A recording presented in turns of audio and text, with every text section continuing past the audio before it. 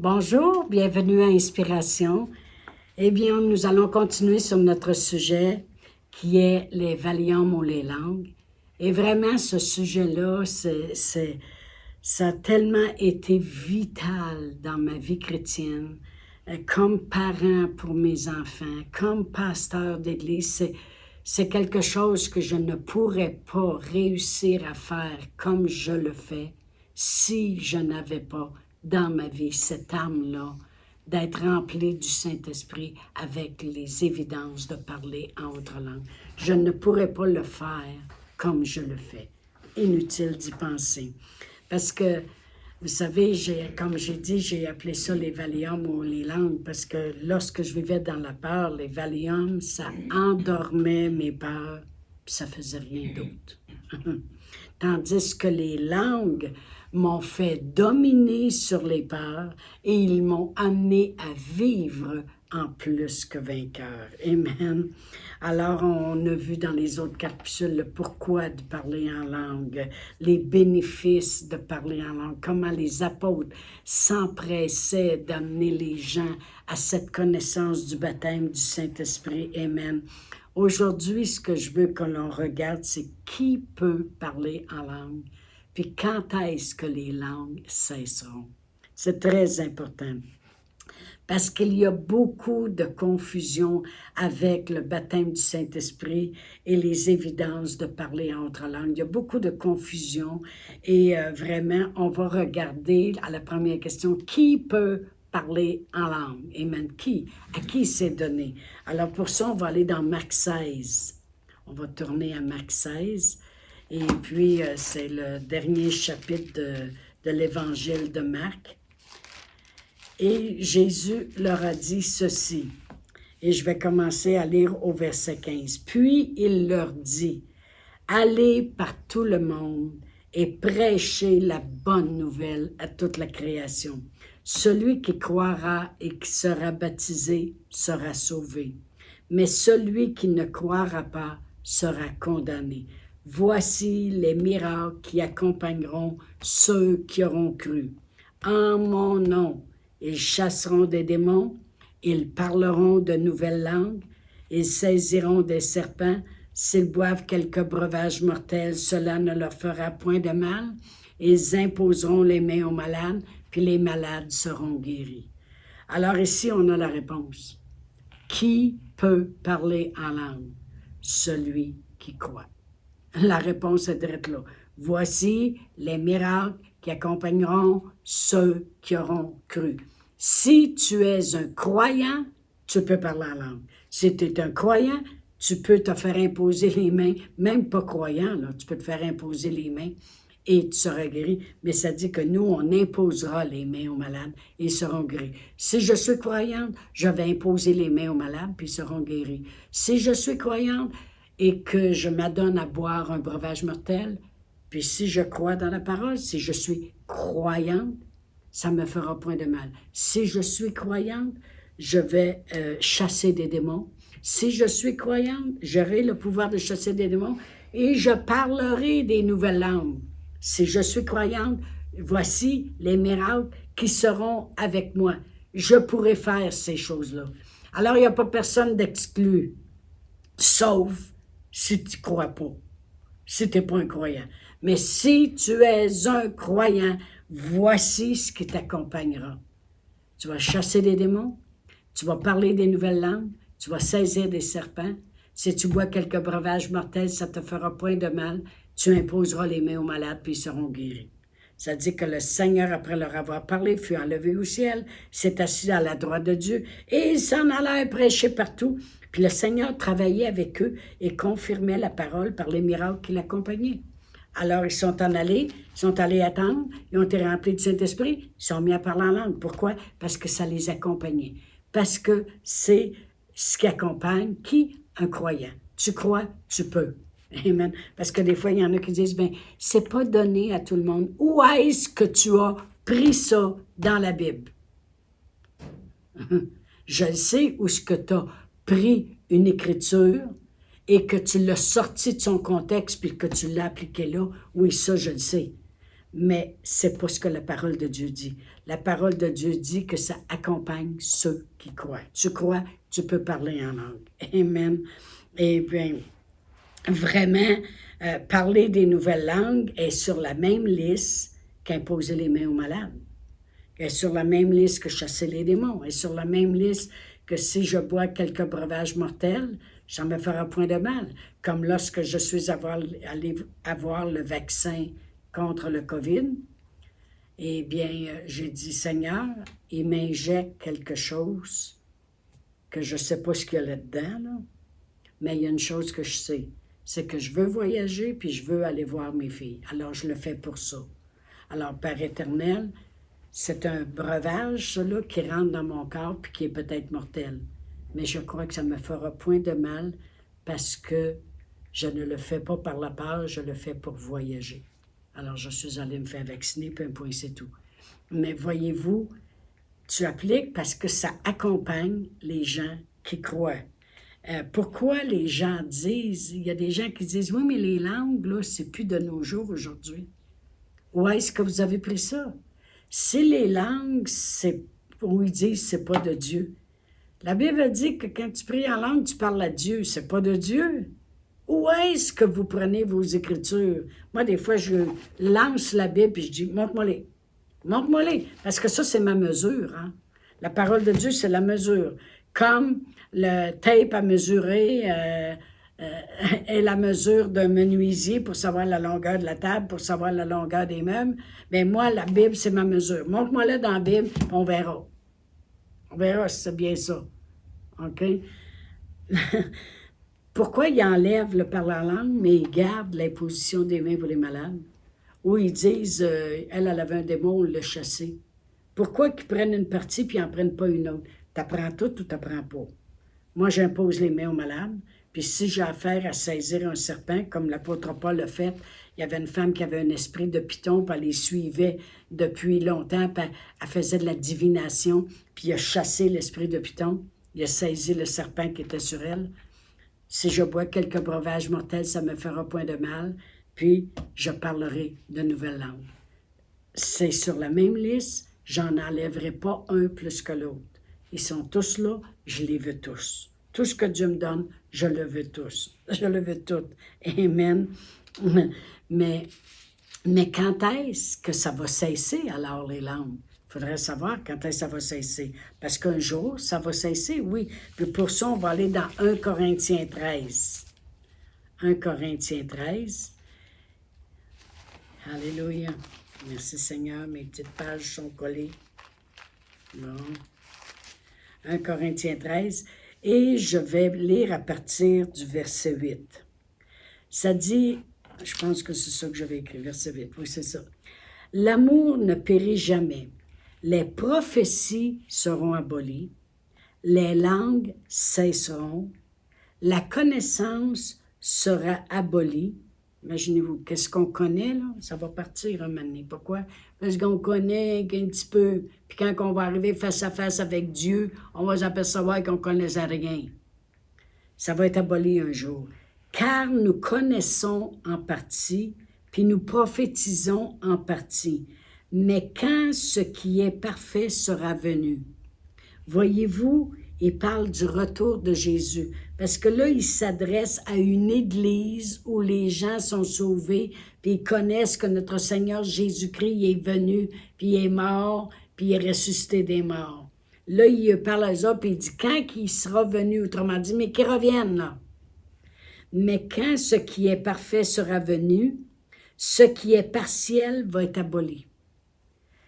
Là, il donne un exemple. Il dit, lorsque j'étais enfant, je parlais comme un enfant, je raisonnais comme un enfant et je pensais comme un enfant. Mais lorsque je suis devenu un homme, ben là, j'ai fait disparaître ce qui était de l'enfant. Autrement dit, à un enfant, je parlais d'une certaine façon, mais quand je suis devenu un homme, je ne parlais plus comme un bébé. Je ne parlais plus comme un enfant. J'ai fait disparaître ça. Il dit, aujourd'hui, nous voyons au moyen d'un miroir d'une manière obscure, mais alors nous verrons face à face. Aujourd'hui, je connais en partie, mais alors je connaîtrai comme j'ai été connu. Autrement dit, ce qu'il dit, c'est que pour le moment, on a les langues, on a la prophétie, puis on a même une certaine connaissance de la parole de Dieu. Mais quand ce qui est parfait va venir, on va s'apercevoir qu'on ne connaissait rien. Puis là, les langues vont disparaître parce qu'on n'aura plus besoin d'avoir cette communication avec Dieu. On va le voir face à face. Il dit, je vais vous donner un exemple. Quand vous étiez enfant, vous parliez comme un enfant. Quand vous êtes devenu adulte, ça l'a changé, vous ne parlez plus comme un enfant. Mais il dit, c'est comme ça que ça va changer aussi. Est-ce que Jésus est revenu? Mais non. On parle encore en langue. On prophétise encore. Amen. Puis on marche avec la connaissance qu'on a. On se regarde comme dans un miroir qui est obscur. Parce qu'on y va par la foi, puis on croit ce qui nous est dit de la parole de Dieu, puis c'est un petit peu obscur. Mais un jour, on va le voir face à face. Puis toutes ces choses-là vont disparaître parce que là, on va le connaître comme il est vraiment et comme on a été connu de lui. Alors, ça répond à votre question. Quand est-ce que les langues cesseront? Quand Jésus va revenir. Amen. Merci pour le privilège que nous avons, cette âme puissante de parler en langue. Comme on a vu dans la capsule numéro 3, je me maintiens sur je m'édifie sur ma foi, je me maintiens dans l'amour de Dieu. C'est la meilleure place à se maintenir. C'est incroyable toutes les choses qu'on peut faire en parlant en langue. L'apôtre Paul, j'avais dit dans une écriture dans 1 Corinthiens 14-18 que l'apôtre Paul rendait grâce à Dieu qui parlait en langue plus que toutes les autres. Mais si je recule au verset 15, 1 Corinthiens 14-15, voici ce qu'il dit. Il dit, que faire donc? Parce que tout le chapitre 14, excusez, ça parle des langues et ça parle aussi des dons de l'esprit. Ça, c'est deux choses, OK? Alors, il dit, que faire donc? Il dit, qu'est-ce que je vais faire là, vu que je parle en langue? Il dit, je prierai par l'esprit, puis je prierai aussi avec la connaissance. Puis je chanterai par l'esprit, puis je chanterai aussi avec la connaissance. On fait les deux. On fait les deux. Amen. L'intelligence, c'est quoi? C'est l'intelligence de connaître la parole de Dieu. C'est autrement dit, je vais faire les deux. Amen. Je vais prier par l'esprit en langue, puis je prierai aussi par la parole de Dieu, par l'intelligence de la parole de Dieu. Pas ma petite intelligence à moi, là.